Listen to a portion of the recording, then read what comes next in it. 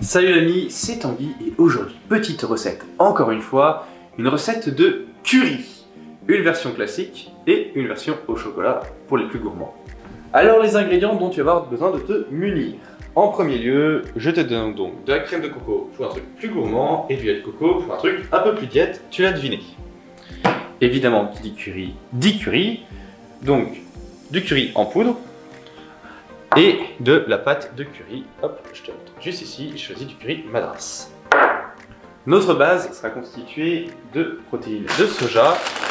Ça ressemble un peu à ça, c'est comme des aiguillettes de poulet. Hop, voilà la marque. De toute façon, tu as toutes les références en bas dans la description. Je te laisse checker ça. Les protéines de soja texturées sont assez particulières. C'est un côté spongieux, donc certaines personnes aiment, d'autres personnes n'aiment pas. Le goût est plutôt neutre, donc tu sens pas trop le soja. Il va falloir en tout cas bien les assaisonner, d'où le curry en poudre avec lequel on va assaisonner. À ça, on va ajouter du paprika fumé et enfin de la sauce soja, parce que tant qu'on a assez de soja, il nous en faut plus. Pour la graisse, parce qu'il faut des lipides, je choisis donc de l'huile vierge de coco. Et à côté de ça, pour accompagner, je préparais des pois chiches et des fèves. Alors, pour tout ce qui est trempage, tu trempes ça à 12 heures et pour la cuisson, c'est 1h30. C'est un peu long et si tu veux prévoir ça au dernier moment, voilà la petite astuce. Tu mets dans de l'eau, tu immerges et tu mets ça au micro-ondes entre 10 et 15 minutes très chaud. Tu regardes, tu laisses reposer une bonne heure dans le trempage et à ce moment-là, quand tu as regardé, si c'est bien cuit, tu peux le faire tel quel ou sinon tu remets encore 10-15 minutes et encore 1 heure de repos. Normalement, à partir de ce moment-là, tu sauras si c'est cuit ou non et tu auras quand même gagné pas mal de temps. Pour l'accompagnement et le curry au chocolat, je te propose du cacao Van Houten. Une putain de tuerie ce cacao et il n'y a pas de sucre ajouté. Donc, on va commencer par réhydrater les protéines de soja. Donc, tu les mets dans un bol. Évidemment, j'ai pas de bol sous la main. Hop, je me saisis d'un bol. Je me saisis de mes protéines de soja. Plus d'une poignée pour une personne. Ici, on va être beaucoup. Donc, je prends beaucoup de poignées. Et un bol ne suffit pas. Hop, tu mets tel quel comme ça. Tu recouvres de ton curry. Si tu galères comme moi de la même façon avec l'ouverture, hop, le but c'est que c'est le plus de goût possible. À ça, je rajoute le paprika fumé parce que je trouve que ça va vraiment bien et je suis un boulet.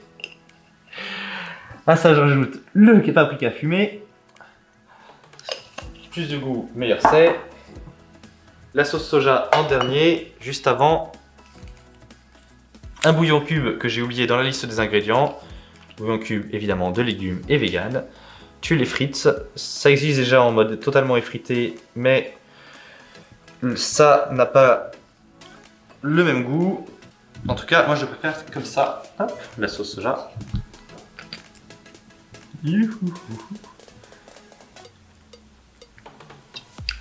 Et voilà. Enfin, maintenant il ne reste plus qu'à faire chauffer de l'eau et à la rajouter dessus.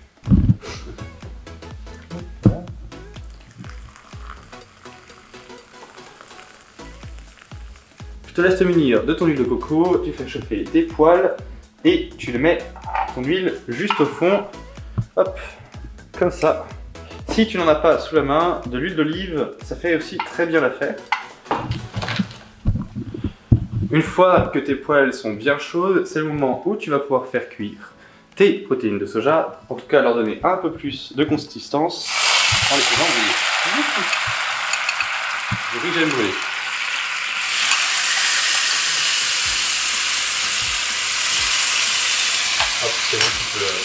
Quand le jus de trempage de tes protéines a été éliminé par la cuisson, tu vas pouvoir te saisir de tes pois chiches et de tes fèves que tu vas ajouter du coup avec les protéines de soja.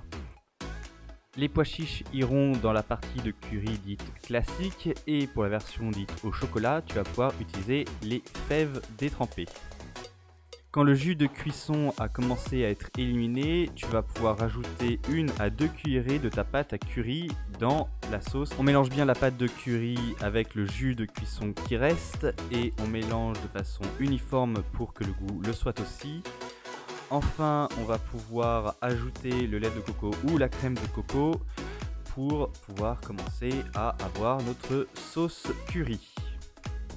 Pour la partie chocolatée, comme tu peux le voir à l'écran, j'ajoute et je saupoudre le cacao par-dessus la poêle où je veux mettre mon chocolat. On mélange bien la crème de coco et le lait de coco.